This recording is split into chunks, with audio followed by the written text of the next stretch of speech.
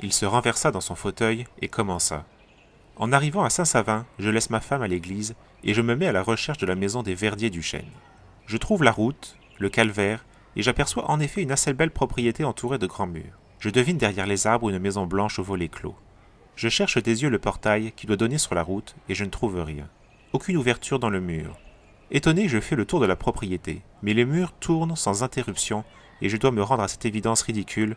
Cette maison était sans porte. Une maison sans porte? Les Frangel se regardent, ahuris.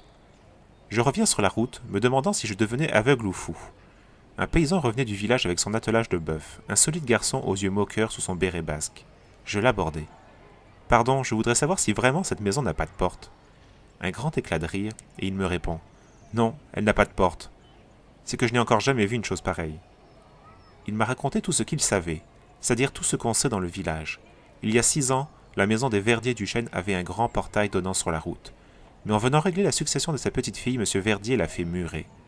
Je comprends pourquoi il n'y a plus que la clé de la maison elle-même, s'exclama M. Franjol. Alors, depuis 6 ans, personne n'est entré là-dedans? Non, même pas les cambrioleurs. Les murs sont trop hauts, et puis les gens du pays sont persuadés que cette demeure est maudite depuis qu'on l'a emprisonnée. Comment l'appelle-t-il? Elle a certainement un nom là-bas. Il l'appelle la maison sans porte. Il y eut un lourd silence. Une vague d'angoisse avait passé dans le paisible jardin des Franjol. Elle doit tomber en ruine, dit enfin madame Franjol. Je ne pense pas. Il paraît qu'elle est très bien construite dans un endroit très sec. Le terrain en pente ne garde guère d'humidité.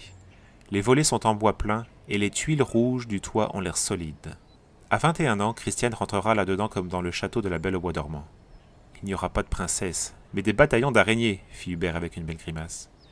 Roger avait pris un visage sinistre. Êtes-vous sûr qu'il n'y a pas eu de crime dans cette maison? Et l'on dit que les garçons n'ont pas d'imagination, soupira madame Franjol.